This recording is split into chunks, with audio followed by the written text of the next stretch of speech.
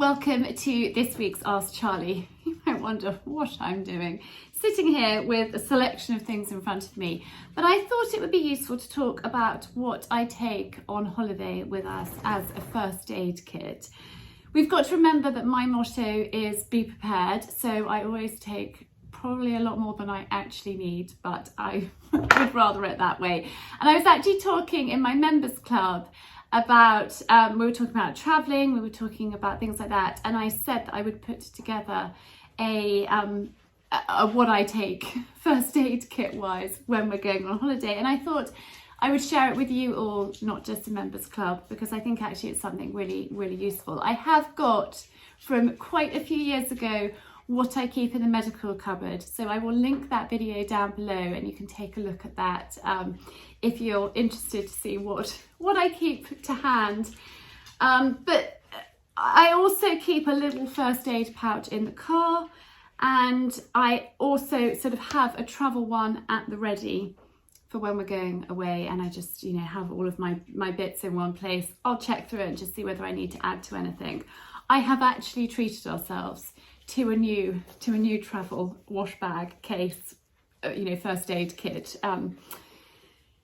from John Lewis's. It was in sale and I couldn't resist. £9. It was £18, which is quite a lot of money, reduced to clear. John Lewis's sale is excellent, and so I thought that we could do with a new one, because the one we have is 15 years old and it is white and it has seen better days, so I thought this one would be far more practical, and I'm pretty sure that I can get all the bits I want into here. So this is just first aid stuff. It doesn't include our toiletries and sunscreen and things like that, so I just thought I'd give you a quick run through of what I take. This is Incognito anti-mosquito insect repellent, which I think is pretty essential. It depends where you're going, but important to have, I think. Then this is bite and sting relief. This is Jungle Formula. There used to be Waspies, and Waspies is no longer on the market. This is the closest that I have found to Waspies, and it works well, particularly if you've been stung and you want to take the sting out of it. This comes out, quite cooling, which is good, particularly, I don't know if it says for jellyfish, bites and stings, but there's lots of jellyfish as well on the rise, so I would probably give that a go for those. Then Anthisan, I think that's a really good bite cream, and I actually have a few of these tubes. Lola, no, she's got a rock that she's playing with, which I might need to take away from her.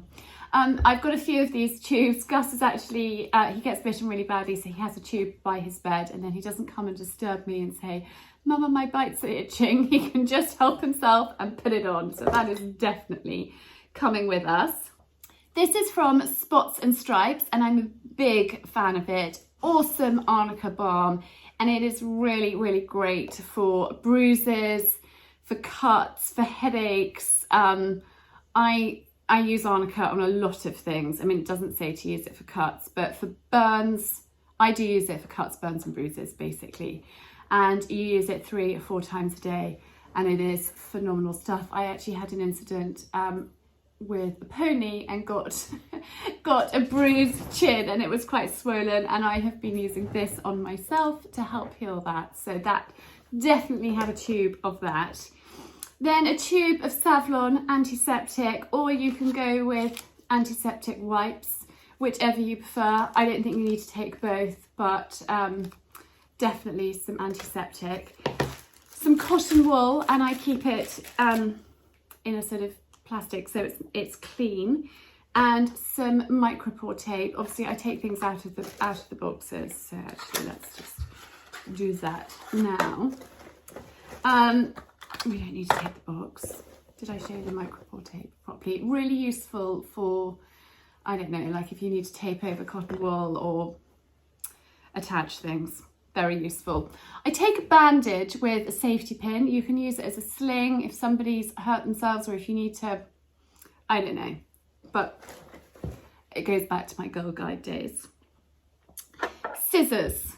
sharp scissors, and then I also always take a pair of tweezers, and in here I also have a needle, so for splinters and things like that, if I need to dig it out, I can. So that's really handy, and I actually keep one of these in my handbag as well, so I've got it to hand if needs be. Bonjela, I just think it's a good idea. Mouth ulcers, mum or I've got a sore mouth, or if they're braces, or if you've got younger children and they're teething, so I take a tube of Bonjela with us.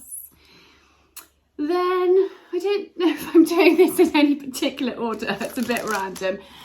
Some me-pour dressings I think are quite useful.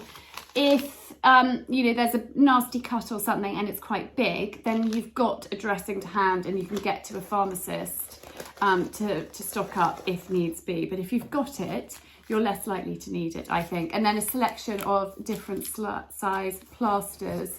These are non-waterproof ones, which I just think stick better. I find the waterproof ones pretty useless. Steri strips, and I know you might think this is overkill, but we went through a phase of particularly Gus cutting himself, particularly his face, and I Steri stripped him up quite frequently. I was actually slightly worried that we might get a call from social services at one point. When he was about 2 or 3, he kept falling over and he'd do his chin, or he'd cut his eye or his forehead or somewhere. And he was often at the medical centre being glued up or Steri stripped up, or even having stitches. And I did think that they might want to investigate us because we were so frequent visiting. Anyhow, it's because of his Ehlers-Danlos and his, you know, muscles and his limbs and everything hyperextending, and it does affect your balance a bit. They say it's a bit like walking on jelly. So imagine a toddler walking on jelly, being all a bit wibbly wobbly. They fell over quite a lot. So Steri strips are a very handy thing to have. Which order are we going to go for now? We'll just go for the thermometer as it's in my hand. I think it's really important to take a thermometer when you are traveling, because, you know, if somebody's got a fever or something, you can check their temperature. So I do always travel with a thermometer, even though my children are a bit older now. I think it's just really a useful thing to have. I'm a big fan of these Kool N Soothe migraine relief, but also they work really well if the children have got a temperature, or even if I've got a terrible headache, I will pop one of these on. I think they are excellent. We swear by them in this family, and so I will always take some of those with me as well, and I keep some of these in the car too. Then paracetamol, always a good idea to have paracetamol to hand, so some of those will go in. My children, rather than taking bottles of Calpol, we use fast melts, and they work really well. My children are quite happy to chew them, so I'm actually going to take both of those with us. Some Piriton, Pirites for allergies. I think it's a really good idea to have that. We're getting there, we're almost there. Pseudo cream. Massive fan of pseudo cream. In fact, I think my husband might be even more of a fan of pseudo cream. Ask the children, we all have a little bit of a joke about daddy and pseudo cream. But you can, rather than taking a big pot, you can decant it into a smaller pot, and then you're not taking such a heavy thing. I mean, I wouldn't want to take that traveling. So, you know, decant things is always a good idea, and just label it what it is so you know. And then aloe vera gel for sunburn. And again, that's something that I would decant into a smaller travel size bottle before we go. Tiger balm, I think, for headaches. And I think tiger balm is just something really quite soothing to have. This is the white ointment. And I also think for chests, for, you know, if you've got a sore muscle, you've pulled a muscle, you can rub this in. If there's a chest infection or something going on, you can just rub a bit of tiger balm in. If you've got a crashing headache, you know, rubbing tiger balm into your temples, I think is really comforting and lovely. I'm a huge fan of tiger balm. That's actually something that the children all have on their bedside tables. So if they're, you know, wake up in the night and they're feeling like they've got a headache or something, they can just rub that in. Another little pot of magic, calendula ointment. I bought this at Gordon Castle up in Scotland when we were up there a little while ago. I'm a big fan of homeopathy, and calendula is, you know, great remedy. And this is soothing for skin irritations, pure essential oils from our walled garden. Calendula has been used for millennia, and its healing qualities. Natural lavender extracts is renowned for being calming and antibacterial. Donald the gardener uses pots and pots of this, and it smells pretty good, and it's really good. Like if I've had bites or I cut myself in the roses, you can just rub a little bit of that on, and it is excellent stuff. You can see we have been using it. So that is calendula ointment, which I got from Gordon Castle. I don't know if they have a website, but they do have a little shop in Inverness Airport if you ever find yourself up there. But I'm sure they probably do have a website. If they do, and this is on there, I will link it down below. We're almost there. We're almost there. Neil's Yard Remedy Rolls, Women's Balance. I have actually found this quite helpful. Moments of stress, just on pulse points, and you can just do it behind there, and it just you know, if you're having like a moment, little bit of that works wonders. And you know, a little bit like Rescue Remedy, I don't actually tend to turn to Rescue Remedy. I do turn to this, but Rescue Remedy is something that you could absolutely have in your little travel pouch. There's room even in here for a lot more. And then, these last but not least, I think they are very, very important. Well, I think they're very important. You probably will think I'm bonkers, and you'll probably say, Charlie, what are they? They are tick removers. Now, it depends where you're going in the world, but ticks are on the rise, particularly in woody areas, east coast of America. So many ticks, and you know, Lyme's disease is on the rise, and people are talking about it a lot more. And I have a set of these in my little pouch in my handbag. I keep a set in here, and I also have, I know you're this is going to sound bonkers, I also have a set in the car. Now Archie, our eldest son, has had Lyme's disease. He has just actually finished a course of antibiotics for suspected Lyme's again, and he is prone to it. I ended up once, and I think this is why I keep them everywhere, I had to take him into the vets. He had a tick in his belly button, and I'm not sure I could have even got it out if I had have had tick removers on me, because it was quite an awkward place. But I took him into the vets, and they put him on, you know, the table where they put the animals on to remove the tick, because I didn't want it in there any longer. It had probably only been like 6 or 8 months since he had full-on Lyme's disease.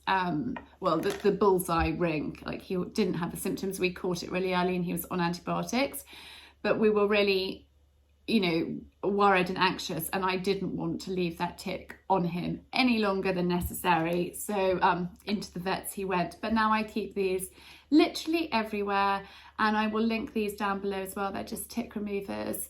Lola had a tick on her face a few days ago, and you know, so these come in really handy. It's also really important when you're removing ticks that you get the head out as well, so you can't just yank them out. If you yank them out, you can leave part of their head in under the skin, so that is not advised. So I think those are a really handy thing to have in your travel first aid kit. Now, I'm sure that there are things that I have forgotten that you will think, Charlie, I take this, I take that, and please let me know down in the comments below. I have just sort of one other thing that I haven't got in here.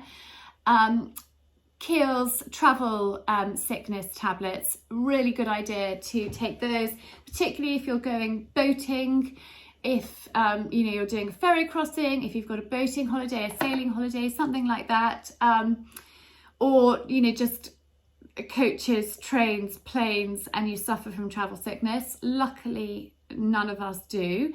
So it's not something that I actually have to hand here, but definitely they are a really, really good idea to take if you are going to be boating and it's likely to be a rough crossing or something like that. So travel sickness tablets are something that I would recommend putting in. But please let me know in the comments below what else you think, or whether you think I'm completely ridiculous taking all of these things. We are a family of 5 and I do like to be prepared for every eventuality. So that's why I travel with something like this when I'm going away with the children, particularly if it's, you know, for a week or longer. I just think it's useful to have these things, and you then might not need to go to a pharmacist if somebody's ill. But I know when we travel with our children when they were much younger, you know, there was always a trip to the doctor with one of them. Coco seemed to have ear infections or bronchitis or goodness knows what, and Gus was always cutting himself. So anyway, I hope that you have found that useful. I will link lots of the products down below, and do please let me know what is on your list for first aid for when you're traveling. And I hope that you have found that useful. Thank you so much for watching, and I will see you again very soon.